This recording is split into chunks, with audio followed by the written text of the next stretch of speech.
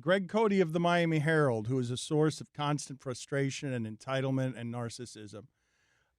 He's got a back in my day that we're going to get to, but this was a very dispiriting email to get from Greg Cote of the Miami Herald, who at every turn we've tried to give everything we can for his not quite everything feeble work efforts. And this is what he says. After 5 years, this is either the last Back in My Day as a regular series or the first of a new phase in which Back in My Days are occasional, not every week. So he has just announced officially his laziness, like that he wants to work less, that the one thing that we ask him to do, it's literally the one thing that we ask him to do. He says he can't do it anymore. It's got to be an occasional series, and I want to make him an occasional series. I am once a week.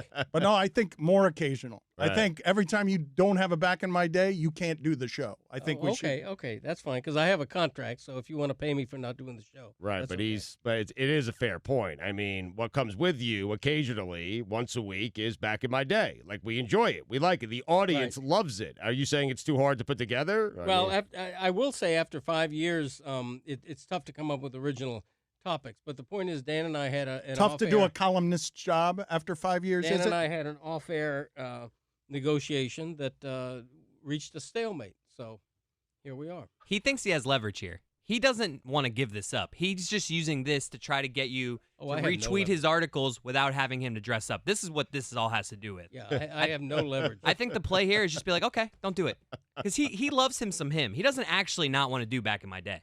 He loves the attention he gets for it. He's always bothering Lorenzo to tweet it out. This is just a power play. Say, okay, no more Back in My Day. The thing about these alleged negotiations is the following, okay? Because the only reason I haven't agreed to retweet Greg Cote's columns is because I know the moment that I agree to it is the moment that as soon as he files, I'm going to get phone calls, emails. Hey, right now, stop your life. Stop everything in your life and make sure that everyone's got what I just wrote. Okay. And I don't want to deal with that. I know you, Greg.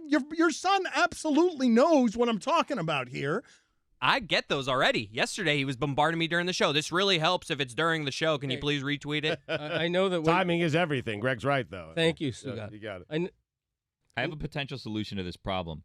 Just give Greg the password to your Twitter, and then you won't have to do it. I like that. Billy, I tell you, man, Billy is a can-do person. That's a great idea by Billy. I had that password for a while. I no longer do. I think a better idea is every time he doesn't do a Back in My Day, he's just not allowed to be here. I think that's a better idea. But he's saying he has a contract in. That's fine. We can pay him for doing nothing. We already do. That's a good one. I got no retort for that. Time now for what might be the last Back in My Day. And now it is time to take a trip down memory lane. Here's your guy, Greg Cote, with Back in My Day.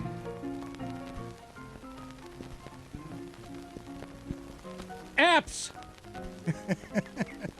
The word, of course, is short for applications or software programs. Mostly they are downloaded to mobile devices to provide myriad types of services such as Facebook and Instagram, popular games like Candy Crush.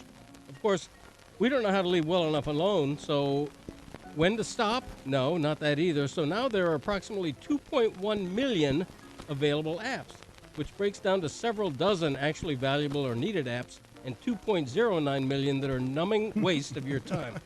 Many of them are rooted in aiding and abetting our inherent laziness. For example, there is an app that alerts me when I need a drink of water. There's an app called IFTTT, If This Then That you can program to alert you when the International Space Station passes overhead. Another is called R Matey, that tells you where you parked your car, but inexplicably says it in a theatrical pirate's voice. I mean, everybody needs an app that can make that cat in your photo appear fatter, right? Or here's one, Places I've Pooped, which digitally marks your territory by showing all of the places you have engaged in defecation. That reminds me, a paper racing app allows you and friends to make a game of who runs out of toilet paper first. But if you win that, aren't you really losing as you duck waddle across the bathroom for another roll? SMTH, or Send Me to Heaven app, encourages you to throw your smartphone as high in the air as you can, and it tracks the height. I think this app was invented by people who repair smartphones. Milk the Cow is just what it sounds like. You sit at a stool beside Bessie and fill a pail as fast as you can. Utterly ridiculous. The Hold On app. It is. Oh, wow! What? I'm Randy Scott all of a sudden. The Hold On app tests your patience, timing how long you can keep holding a button before lifting your finger. The winner gets not a free car or other prize, just the pure satisfaction of having squandered a slice of life now irretrievable. Here's another smart use of your time. The $1 Million app invites you to see how long it takes you to count to 1,000,000 using 50 or 100 denomination bills. Actual millionaires are doing things to grow their fortune while you're at the kitchen table staring into a phone stacking fake bills. You know what's a better use of your time than 99% of all apps? Anything, including napping, although there's probably an app for that too. My favorite app? This is the truth. It is called the Nothing app. You launch it and see a blank gray screen with the word nothing on it and nothing else. There are no buttons, no menu, no services, no way to interact with the app, nothing.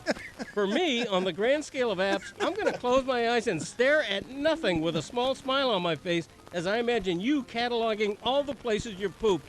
I'm Greg Cote, and that's how it was back in my day. That is Straight Talk. It is brought to you by Straight Talk Wireless. Everything for less only at Walmart. Hell of a run.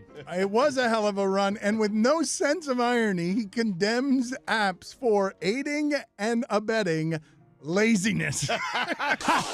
This is the Dan LeBatard Show on ESPN Radio.